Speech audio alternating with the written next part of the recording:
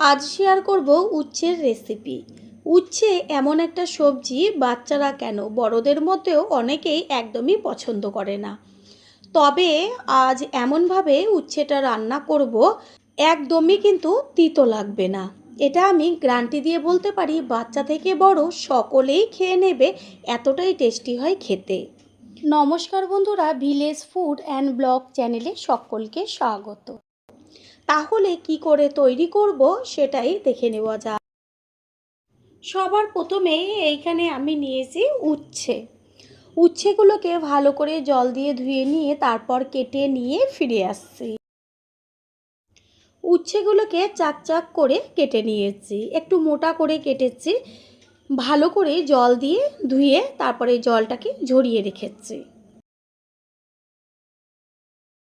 একটা বোলের মধ্যে জল নিয়েছি আর তার মধ্যে দিয়ে দিচ্ছি হাফ চা চামচ পরিমাণ হলুদ আর দেবো 1 চা চামচ পরিমাণ লবণ।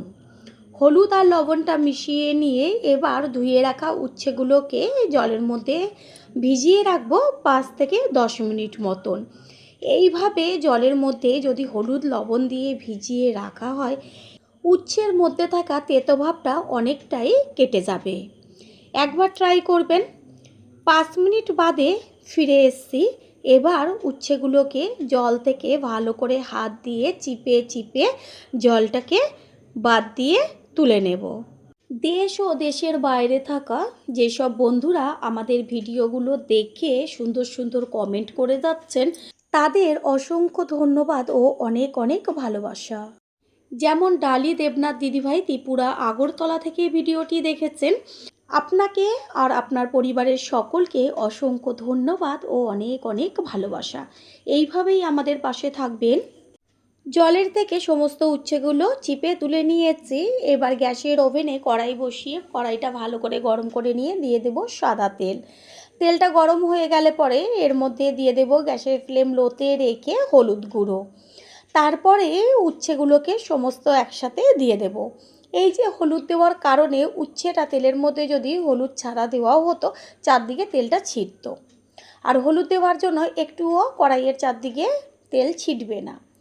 উচ্ছেটাকে খুব ভালো করে ভেজে নিতে হবে যেন পুরো লাল লাল হয়ে যায় ভাজাতে।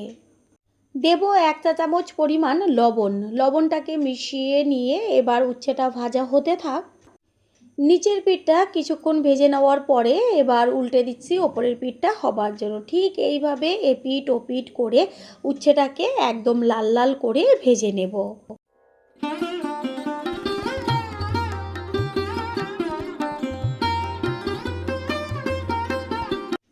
উচ্ছে ভেজে নেওয়া হয়ে গেছে। এবার কড়াইয়ের সাইডে খুন্তির ওপরে তুলে রেখে দেব, উচ্ছের মধ্যে থাকা তেলটা গড়িয়ে আসবে। বেঁচে থাকা তেলের মধ্যে আর সামান্য একটু তেল দিয়েছি, তারপরে দিয়ে দিচ্ছি সর্ষে ফোড়ন হাফ চা চামচ। সর্ষে দেওয়ার সাথে সাথে হলুদটা দিয়ে দিয়েছি, তাহলে সর্ষেটা আর চারদিকে ছিটবে না। এবার এর মধ্যে দিয়ে দেব কুচিয়ে নেওয়া পেঁয়াজ। যে কোনো তিতো রান্না করতে গেলে ফোড়নটা সর্ষে বা রাঁধুনি দেবেন, তাহলে ভীষণ কিন্তু টেস্টি হয়। পেঁয়াজটাকে ভালো করে এবার তেলের মধ্যে ভেজে নেব। আর পেঁয়াজটা তাড়াতাড়ি মজে আসার জন্য এর মধ্যে দিয়ে দিয়েছে লবণ। লবণটাকে মিশিয়ে নেব, পেঁয়াজটা ভাজা হতে থাক। পেঁয়াজ 3-4 মিনিট ভেজে নেওয়ার পরে এর মধ্যে দিয়ে দেব চিড়ে নেওয়া কাঁচা লঙ্কা। যেহেতু তেতো সেই কারণে ঝালের পরিমাণটা একটু কমই ব্যবহার করেছি। ভালো করে এবার পেঁয়াজ আর লঙ্কাটা একসাথে ভাজা হবে। পেঁয়াজ আর লঙ্কা প্রায় সুন্দরভাবে অর্ধেকের বেশি ভাজা হয়ে গেছে, একটা হালকা লাল লাল কালার চলে এসছে। এই পর্যায়ে এর মধ্যে দিয়ে দেব ছোট ছোট করে কেটে নেওয়া টমেটো। এবার টমেটো আর পেঁয়াজ একই সাথে ভাজা হবে। উচ্ছের তো অনেক রকম রেসিপি তৈরি করেছেন, একবারের জন্য হলেও এই রেসিপিটি ট্রাই করবেন।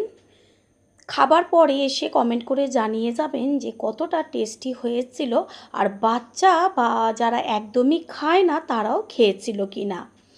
এবার এর মধ্যে দিয়ে দিচ্ছি 1 চা চামচ পরিমাণ রসুনের পেস্ট। আদা ব্যবহার করব না। টমেটোটা আর পেঁয়াজ একদমই মজে গেছে, খুন্তি দিয়ে একটু ভেঙে চুড়ে দেব আর রসুনটা একই সাথে ভাজা হবে। রসুনের থেকে সুন্দর একটা ভাজা গন্ধ বেরোচ্ছে। খুন্তিটা দিয়ে ভালো করে টমেটোটা তেলের মধ্যে একটু ভেঙে চুড়ে একদম মেল্ট করে দেব। 1 চা চামচ পরিমাণ ধনের গুঁড়ো, 1 চা চামচ পরিমাণ জিরের গুঁড়ো, হাফ চা চামচের থেকেও কম পরিমাণ কাশ্মীরি লঙ্কার গুঁড়ো, আর দেব 1 চা চামচ পরিমাণ হলুদ গুঁড়ো। আগে তো তেলের মধ্যে হলুদ দেওয়া হয়েছিল। এবার সবথেকে টেস্টি জিনিস যেটা দিলে পরে হবে সেটা হচ্ছে 1 চা চামচ পরিমাণ বেসন। অবশ্যই বেসনটা দেবেন, এটা কিন্তু কেউ স্কিপ করবেন না। ভালো করে জিরের গুঁড়ো, ধনের গুঁড়ো আর সমস্ত মশলা দিয়ে তেলের মধ্যে গ্যাসের ফ্লেম লোতে রেখে 2 মিনিট মতন ভেজে নেব। পুরনো বন্ধুদের সবসময় আমাদের পাশে এইভাবে ভালোবেসে থেকে এগিয়ে নিয়ে যাবার জন্য অনেক অনেক ভালোবাসা। তেলের মধ্যে 2-3 মিনিট মতন ভেজে নিয়েছি। এবার এর মধ্যে দিয়ে দেব অল্প পরিমাণ জল। জলটা দিয়ে মশলার সাথে ভালো করে মিশিয়ে নিয়ে এবার কষিয়ে নিতে হবে। প্রথমবার যারা আমাদের চ্যানেল ভিজিট করছেন তাদের আন্তরিক শুভেচ্ছা ও অনেক ভালোবাসা। আমাদের রেসিপিগুলো যদি ভালো লেগে থাকে সাবস্ক্রাইব করে দেওয়ার অনুরোধ রইল ও পাশে থাকা বেল আইকনে ক্লিক করলে পরবর্তী ভিডিওগুলো সবার আগে আপনাদের কাছে পৌঁছে যাবে।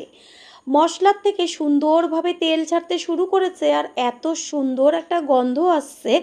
ভালো করে মশলাটাকে একটু নেড়েচেড়ে নিয়ে তারপরে দিয়ে দেব ওই যে ভেজে রেখেছিলাম উচ্ছেগুলো, সেই উচ্ছের সাথে মশলাটাকে এবার আবারও মিশিয়ে নিয়ে 2 থেকে 3 মিনিট মতন আর একটু রান্না করে নেব।